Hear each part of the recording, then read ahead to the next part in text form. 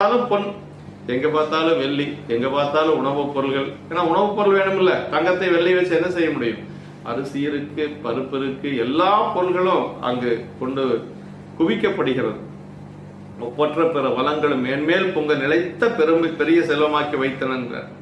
அன்பர் அங்கிருப்பு, அன்பு பொங்கிய நிலையனராதன் அங்கிருந்தார் என்று. அன்பர்னா இறைவன் மீது அடியார் மீதும் அன்புடையவர் அன்பருங்க. அன்பர் என்னன்னா அன்புடையவர் அன்பர் என்று சொல்லி, நம்பர் என்று சொல்லாலும் கூறினார்.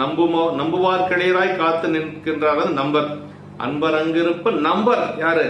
சிவபெருமான். அடியார்கள் அன்பர்கள், சிவபெருமான் யாரு? நம்பர். அப்படின்னா நம்புகின்றவர்களுக்கு அருள் செய்பவர். அதான் ரொம்ப முக்கியம். சாமி எனக்கு அருள் செய்ய மாட்டேங்கிறார், அருள் செய்ய மாட்டேங்கிறாருன்னா நம்ம நம்புறது இல்லை, அதனால அவர் அருள் செய்யறதில்லை. நம்பணும் இல்ல, அதான் சொல்ற. நம்பர்னா என்ன? நம்புகின்றவர்களுக்கு அருள் செய்யக்கூடியவன் பெருமான். அன்பர்னா அன்பு செய்யக்கூடிய அடியார்கள். ரெண்டு ரொம்ப முக்கியம். ஆமா, எம்பிரான் எம்மை ஆளும் இறைவனே என்று நம்மை நம்புவார்க்கு அன்பர் போலும் நாகவீச்சரனாரே.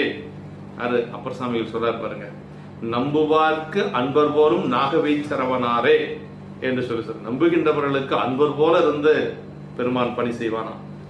தினமும் ஆன்மார்த்தமாக தாம் வழிபடும் தலமாக திரு நாகேச்சரத்தினது மேற்கூறிய தேவார நினைவு குறிப்பினர் ஆசிரியர் குறித்தனர் என்று சொல்லி சொல்றார். நம்புவார் கன்பர். அழகை வேந்தன்னா குபேரன். எல்லா திசைகளில் இருக்கக்கூடிய திசை காவலர்களாய் என்மரில் அடியார்களுக்கு நிதி கொடுக்க என்று வடதிசை காவலனாக சிவபெருமான் நியமித்து வைக்கப்பட்டவன் சிவபெருமான் தோழன் எனவும். அந்த அழகை வேந்தன் என்று சொல்லக்கூடிய குபேரனுக்கு யார் அதிகாரி அப்படின்னா நம்முடைய இளையான்குடிமாற நாயனார் தான். ஆமா, அன்பனே அன்பர் பூசை அளித்தனி அணங்கினோடும் என்பரும் உலகம் மீது இருநிதி கிழவன் தானும் மண்பெரும் செல்வமேந்தி மொழிமொழி ஏவல் கேட்ப இன்பமாந்திருக்க என்றான் என்று அருள் செய்தான் எவருக்கு மிக்க.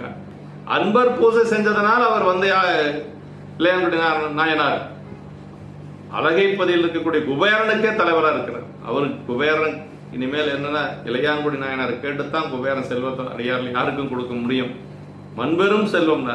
ஆமா, சிவனுக்கு அடிமை செய்தனால் போன்ற புண்ணிய மண்பெரும் செல்வம் நிலைத்த செல்வம்.